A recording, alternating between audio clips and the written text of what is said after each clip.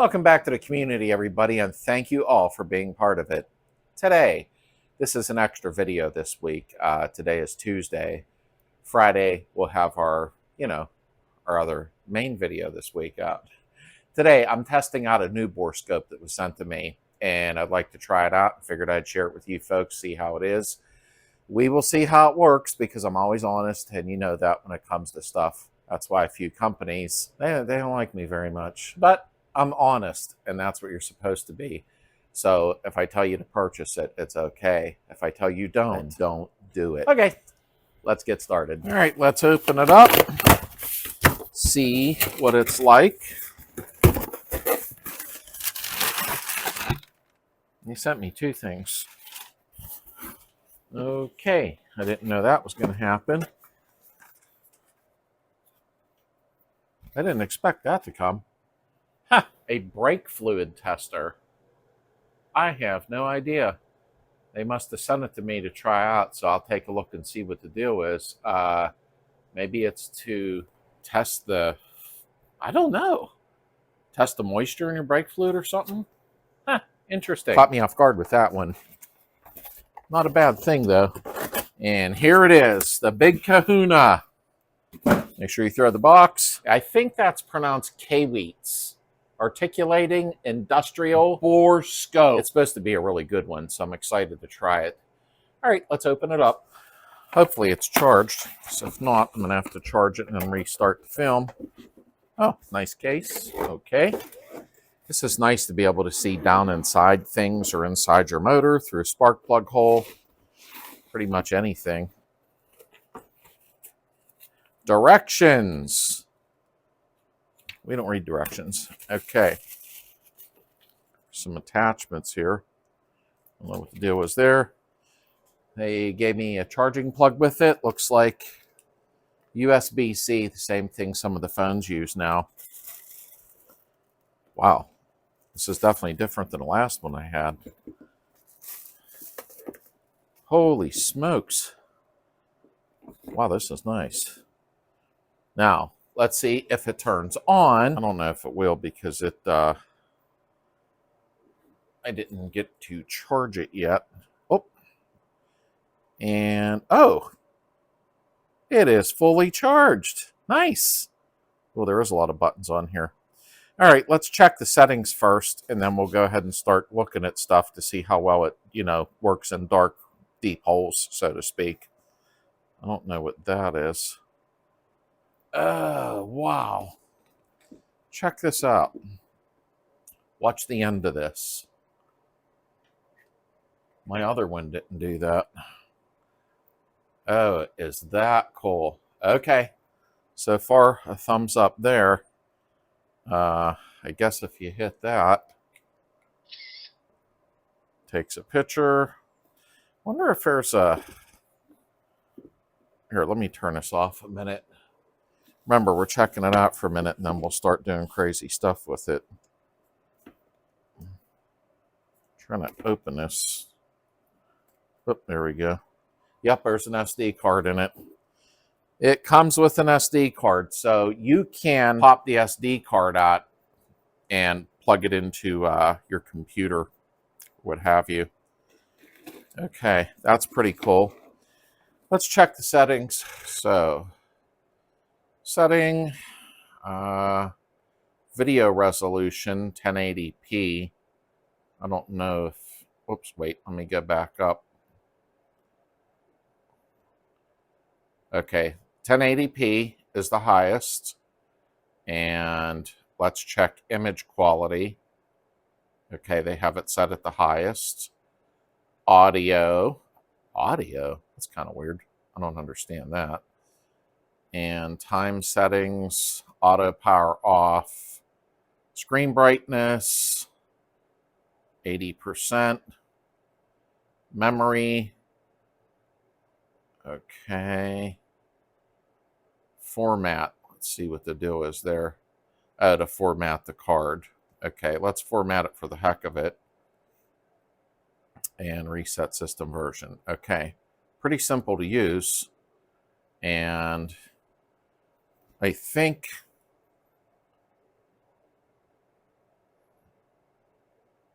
I'm pushing this light. I don't know. Oh, there we go. Okay. So when we get into a weird area, that, and then this. Oh, wow. Yeah, this one's really nice. Holy crap. Okay. And then memory. I don't know. Figure that out. Okay. It's actually simple to use. I didn't even need the directions. It's 35 degrees Celsius in here. I'd have to switch out to Fahrenheit. Wow, this is actually pretty nice. Wow. Okay. Let's mess around and see what we can see, if it's worth it. All right, just some quick specs on this. The screen size is almost 4.5 inches. The camera diameter is 8 millimeter, which is pretty small, so that works well. Image resolution is 1920 by 1080. That's a pretty nice resolution. And let's go down. The view angle can be angled out to 70 degrees. And it is a waterproof grade, which is really good. I won't go over the operating temperatures. The battery is 2000 mAh. I don't know much about that, I'll admit. The battery life is supposed to be 3.5 hours, which is pretty good. Charging port is a Type-C, and that's pretty much it for the important things. It does come with the user's manual, and it says a magnet and hook. I didn't take those parts out, so that's a rundown on it. Okay, first we're going to put it down through here. We're going to put it through a spark plug hole, anywhere that we can't physically see on our own, because I want to see how well it works. If not, I will tell you not to buy it, but let's try it out. I know you see all the red here. I got to pull the tins back off. I got to fabricate one. We'll go over that at the end of the video. Then we're going to put it in the heater channel of the car, like somewhere in that area, to see in the dark how well we can look for things. I like these. If it works good, I'll be happy. All right, let's spin our oil cap off. I'm excited to see how well this works.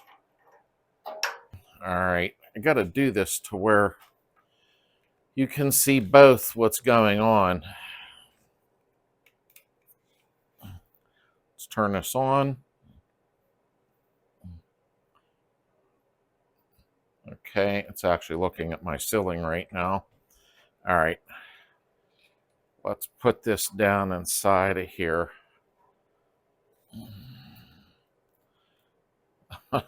I'm not good with it yet. Let's see. That's a tight area there. I don't know what I think I'm going to see anyhow.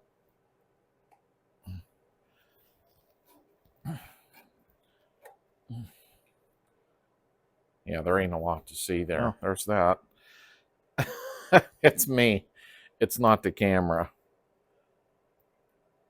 I'm twisting it around. Okay.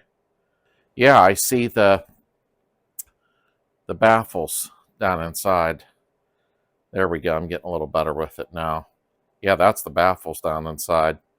So, okay, those are in there. Okay, wait a second. All right, we're going to go in through an exhaust port. I want to check the valve stem, see if I can see that.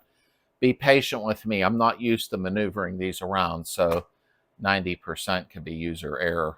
There's a surprise. All right, let's go in through the exhaust port. I'll move us closer for you. I'm trying to get used to it, so bear with me.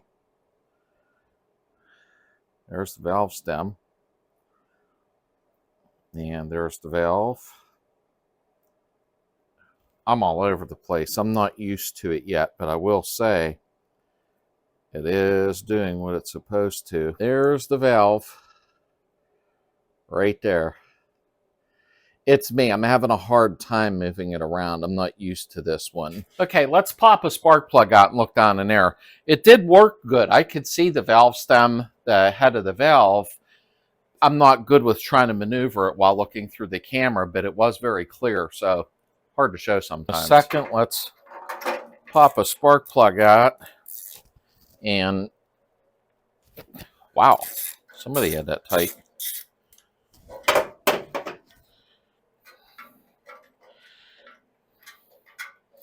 Let's take a peek in here. Woo! Yikes. Just for reference, this is a 1904 stroker motor. It probably was running rich too to have it the cam break-in done. So let's peek at the piston. All right, I'm gonna try to work behind the camera, and oh, I guess I should turn it on, huh? Probably make it nicer. All right, let's take a peek in there. Move this up close for you. Yeah, I already see the piston. Let me see if I can turn this while it's in there. Yes. I can see the cylinder walls. I don't know how well this is shown on film, but the screen is crystal clear. There's your piston right there. Let me push this in a little and then try to hold this. Now you can see the cylinder walls, the scoring on them. There's the piston. There's the other side of the cylinder wall. This here looks crystal clear, but I'm looking through the camera screen and it's my camera. Oh yeah, this is kind of nice. Let me pull this back a little. Going in. Wow, that carbon. Yeah, that's it. Wow, this works good. I just got to get used to using it as what it is. But if I was looking for a crack or anything weird, oh yeah, I would see it real easy. I just have to maneuver this around. But yeah, that works good. I can pull it back a little further. I like how I'm able to turn this neck to move it around in there.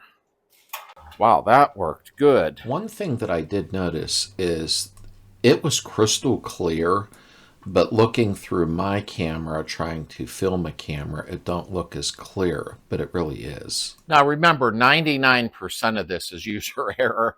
That you could see if I was better with this, I was looking at the whole piston, the cylinder wall. That worked good. I was very impressed. I'm sure going in through the exhaust port could have been a little better, but I'm not that good at it. But we're going to go through some other stuff because I'm really liking this. Now, also, I forgot to show you, like, here's the cylinder wall. If I needed a picture of it, right there, and it'll be on the micro USB card. So if I wanted to see what it looked like, how the piston was burning, just stop. There we go. And that makes it nice where I can capture these photos and put them on my computer to analyze them. But that's, let me get up real close here. You can see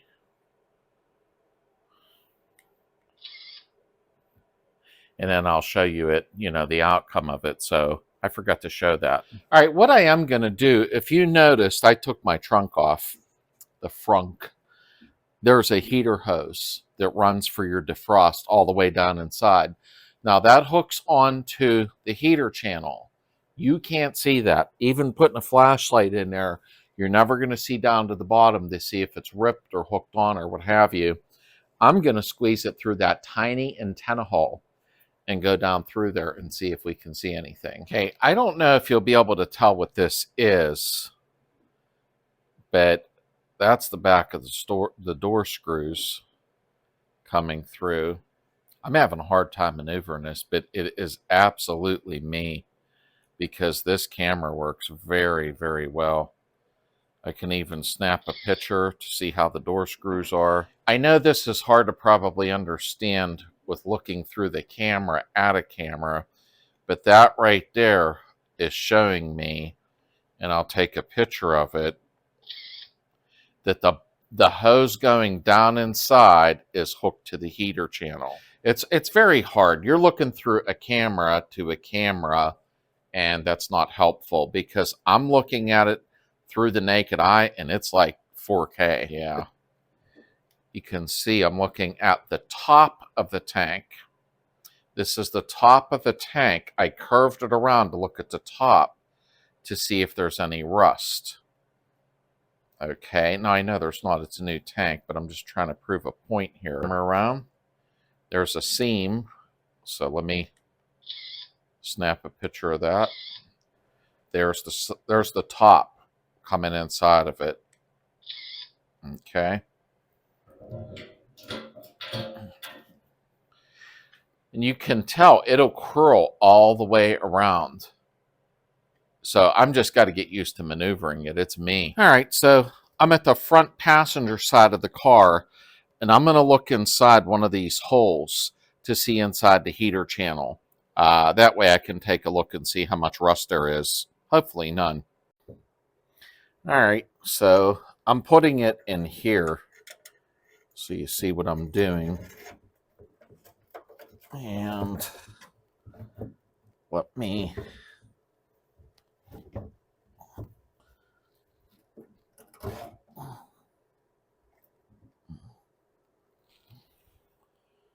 All I see is a bunch of cobwebs.